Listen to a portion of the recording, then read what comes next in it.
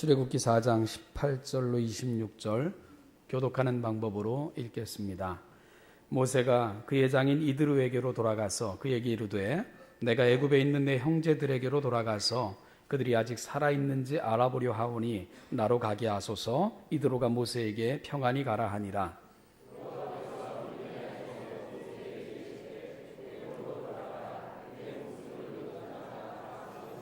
모세가 그의 아내와 아들들을 나귀에 태우고 애굽으로 돌아가는데 모세가 하나님의 지팡이를 손에 잡았더라.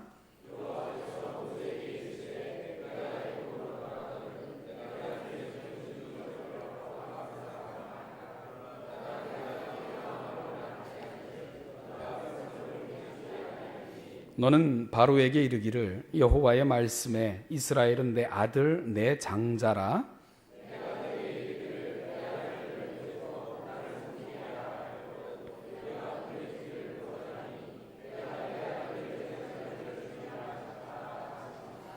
모세가 길을 가다가 숙소에 있을 때에 여호와께서 그를 만나사 그를 죽이려 하신지라.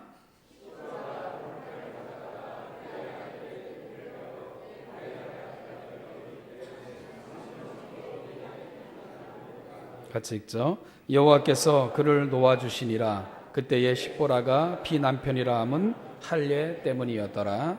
아멘. 지난주 토요일에 저희 교회 청소년부가 문학의 밤 행사를 하프타임이라는 타이틀로 진행을 했습니다. 하프타임. 그 시간에 이렇게 같이 지켜보면서 우리 아이들 참 재주와 재능이 남다르고 특별하다는 생각을 하게 됐고요. 또 영상과 음악을 자유자재로 활용하는 연출력 또한 참 우리가 기대했던 것보다 너무 놀라운 그런 모습을 보여줬던 참 감동적인 무대였습니다. 그런데 그 외국에서 오신 장로님께서 저에게 이렇게 물어보셨습니다. 신원예담 교회는 장년부를 위한 문화 행사가 있나 봐요? 이렇게 물어보셨어요. 그래서 그런 거 없는데 왜 그러세요? 라고 물어봤더니 하프타임이라는 포스터를 보셨다는 거예요. 그러면서 하프타임이라는 말은 인생을 어느 정도 살았던 사람들이 이제 인생의 후반기를 준비하면서 붙이는 이름인데, 그래서 하프타임이라는 포스터를 보니까 장년부를 위한 행사가 있구나 하고 기대를 했는데 그게 아닌가 봅니다 하고 웃으셨습니다. 그래서 제가 그 행사는 청소년부들이 준비했던 행사입니다 그랬더니 왜 청소년부 애들이 하프타임이라는 말을 썼는지 모르겠습니다 그러면서 웃으셨습니다. 맞는 말이죠. 이 두란노 서원에서 나온 아주 작은 책 중에 하프타임이라는 책이 있는데요. 그 책을 기고하신 그런 분들의 면면을 보면 그 한국교회에서 많이 알려진 분들이죠. 이동원 목사, 또 김동호 목사, 박호근 목사, 홍정길 목사, 이분들 중에 지금 반은 이미 은퇴하신 분들이고요. 그리고 현역으로 목회를 하셔도 이미 60이 훨씬 넘으신 그런 분들입니다. 그 책의 부제가 당신의 멋진 후반전을 위한 작전 타임. 그게 바로 하프타임이 갖고 있는 의미이거든요. 결국 하프타임이라는 말은 인생의 전반전을 마치고 이제 후반전을 준비하는 분들에게 적합한 말이고요. 또 그렇게 사용되고 있는 것이 맞죠. 그 책에 글을 기고한 이동원 목사님, 지금 지구촌교회 원로 목사님이신데 그분이 쓴 글 중에 보면 이런 내용이 있습니다. 언젠가 인생의 후반전이 당신에게 찾아옵니다. 그리고 지상의 마지막 순간도 찾아옵니다. 심장의 고동이 멎고 몸에 피가 식는 마지막 순간이 곧 찾아올 것입니다. 그때 하나님 앞에 설 준비가 되어 있습니까? 지금부터 준비하십시오. 주님 앞에 내놓을 삶의 내용이 없다면 이제부터라도 부끄럼 없는 삶을 준비해야 됩니다. 그런 내용이 그 글 중에 들어있죠. 오늘 설교는 2013년 마지막 주일 오전 예배 설교입니다. 오늘 이 시간은 저에게도 여러분에게도 다시 찾아오지 않지요. 저는 한때 이런 엉뚱한 생각을 해본 적이 있습니다. 잘못 살아온 내 삶이 참 후회스러워서 내가 다시 과거의 어느 시점으로 갈 수만 있다면 그럼 한번 제대로 시작해 볼 텐데 이런 생각을 해본 적이 있습니다. 그러면 이렇게 후회하는 삶은 살지 않을 텐데 오늘 여기서 과거를 씁쓸하게 그렇게 회상하고 있지만은 않을 텐데 이런 생각을 말입니다. 그러다가요, 이런 일이 일어날 수 있나 돌아보니까 없더라고요. 왜냐하면 역사상 이런 일이 일어났던 적은 한 번도 없었고요. 누군가 과거로 돌아가서 다시금 자신의 인생을 세팅하고 다시 시작했던 그런 일은 역사상 한 번도 일어나지 않았습니다. 우리가 소설이나 영화 속에서, 픽션 속에서만 봤던 그런 이야기들이죠. 성경에서조차 그런 기록은 없었습니다. 잠깐 시간이 멈췄던 기록은 있지만 어떤 인생이 과거로 돌아가서 어릴 적으로 돌아가서 세팅을 다시 하고 시작했다, 이런 일은 찾아본 적도 없고 역사상 한 번도 일어난 적이 없습니다. 그러니 되풀이되지 않는 거죠. 그리고 기독교적 역사관도 되풀이되는 역사를 말하지 않기 때문에 그런 생각은 비성경적이라는 것을 분명히 알게 됐죠. 그래서 다시는 그런 소망을 갖지 않게 됐는데요. 대신 오늘 내가 살아있음에 주목하기로 했습니다. 아직은 내가 살아있음에 내가 어떤 삶을 살 것인가에 집중하는 것이 맞겠다, 그런 생각을 하게 됐던 거죠.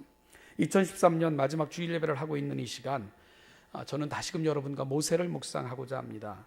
그것도 아주 익숙하고 여러분들이 평소에 많이 들었던 그 말씀을 다시 꺼내 들고 오늘 한 해의 마지막 주일 예배 본문으로 그렇게 삼고자 합니다. 이유가 있습니다. 오늘 본문은 바로 모세의 하프 타임이기 때문에 그렇습니다. 지금까지 살아온 삶과는 전혀 다른 삶으로의 부르심으로 위한 출발 지점, 그것이 바로 오늘 본문이기 때문에 그렇습니다. 양치기로 40년을 살아왔던 그였습니다. 물론 바로의 궁전에서의 40년까지 합치면 오늘 본문의 시점은 모세가 80세가 되는 시점이기도 하고요.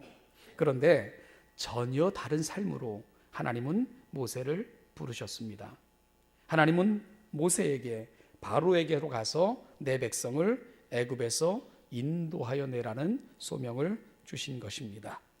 지금까지 살아왔던 삶과의 결별과 또 다른 삶으로의 부르심을 받는 장면, 바로 오늘 본문입니다. 모세는 두려웠습니다. 이 부르심 앞에서 이런저런 이유를 들어 그는 거절할 수밖에 없었죠. 그러나 하나님은 그를 사용하시기로 하신 그의 마음을 바꾸지 않으셨습니다. 하나님은 모세를 설득했고 결국은 모세의 항복을 받아내셨습니다. 그리고 드디어 모세는 이 부르심에 순종함으로 제2의 인생을 시작하게 된 것입니다. 오늘이 12월 29일입니다. 이제 정확히 3일 후면 2014년이 시작이 됩니다. 이 남은 이틀, 2013년의 이 남은 날들, 저와 여러분들에게는 하프타임이 되었으면 좋겠습니다. 그리고 다시 시작되는 2014년부터를 우리의 남은 인생의 후반전으로 삼아 의미를 만드는 그런 시간이 되기를 소망하는 마음으로 경건하게 이 남은 한 해의 날들을 보낼 수 있었으면 좋겠습니다. 어떤 경기를 막론하고 운동 경기에서요, 전반전에는 쉽게 선수를 교체하지 않습니다. 그러나 후반전은 다르죠. 후반전은 승부를 걸어야 하는 시간이기 때문에 지체 없는 선수 교체와 함께 승부수를 띄울 수밖에 없는 시간이 감독의 입장에서 봐도 후반전이 갖고 있는 의미입니다. 따라서 인생의 후반전은 전반전과 같지 않습니다. 언제 끝날지 모릅니다. 전반전에는 후반전을 기대할 수 있지만 후반전은 언제 끝날지 모르고요. 또 선수로서 뛰고 있는 자신도 언제 아웃될지 모릅니다. 따라서 후반전은 좀 더 신중하게 최선을 다해 그리고 남은 열과 성을 다해야 됩니다. 남김없이 모든 에너지를 쏟아붓는 시간, 그것이 바로 후반전이 되는 것입니다. 후회되지 않을 경주를 해야 됩니다. 언제 아웃된다 할지라도, 언제 운동장 밖으로 부름을 받는다 할지라도 후회되지 않는 그 시간을 보내야 되는 그 의미, 그것이 바로 후반전이 갖고 있는 의미입니다. 그러면 우리 인생의 후반전은 어떻게 살아야 할까요? 오늘 함께 읽은 본문을 통해 몇